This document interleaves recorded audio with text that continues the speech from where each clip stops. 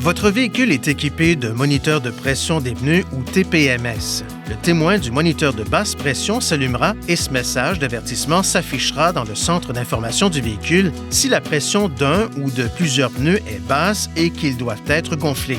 Gonflez le ou les pneus concernés à la pression à froid recommandée, indiquée sur l'étiquette des renseignements sur les pneus et le chargement. Cette étiquette offre des renseignements importants d'un seul coup d'œil.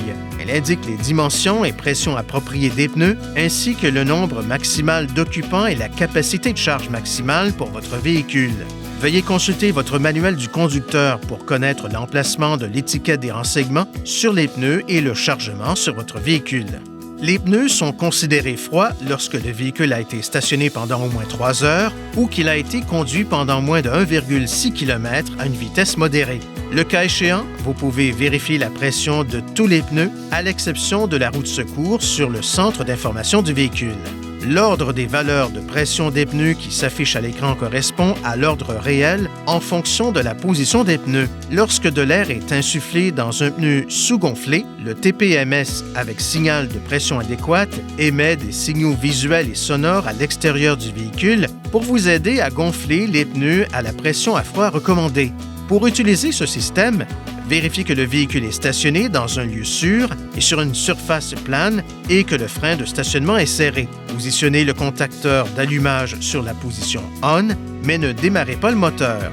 Ajoutez de l'air dans le pneu et, après quelques secondes, les témoins des feux de détresse commenceront à clignoter. Si les témoins des feux de détresse ne clignotent pas dans un délai d'environ 15 secondes après le début du gonflage du pneu, le signal de pression adéquate ne fonctionne pas. Une fois la bonne pression de pneu atteinte, le klaxon retentit une fois et les feux de détresse arrêtent de clignoter. Si le pneu est surgonflé de plus de 4 livres pouces carrés, le klaxon retentit de nouveau et les feux de détresse clignotent à 3 reprises. Pour corriger la pression, appuyez brièvement sur l'obus de la valve du pneu pour libérer l'excès de pression. Lorsque la pression atteint la pression spécifiée, le klaxon retentit une fois. Une fois la pression des pneus ajustée, conduisez le véhicule à une vitesse supérieure à 25 km à l'heure, 16 000 à l'heure. L'avertissement et le témoin disparaissent alors. Si le témoin du moniteur de basse pression clignote pendant environ 1 minute, puis reste allumé une fois le contact mis, le TPMS ne fonctionne pas correctement. Il est recommandé de visiter un concessionnaire Nissan et de faire vérifier le système. La pression des pneus augmente et diminue selon la chaleur produite par la conduite du véhicule et la température ambiante.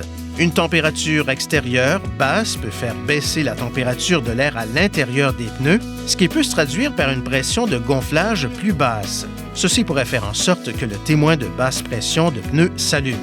Le moniteur de pression des pneus ne détecte pas les chutes soudaines de pression des pneus, comme dans le cas d'une crevaison, et ne remplace pas le bon entretien des pneus. Vérifiez la pression de tous les pneus, y compris le pneu de secours, de façon régulière et systématiquement avant les voyages de longue distance.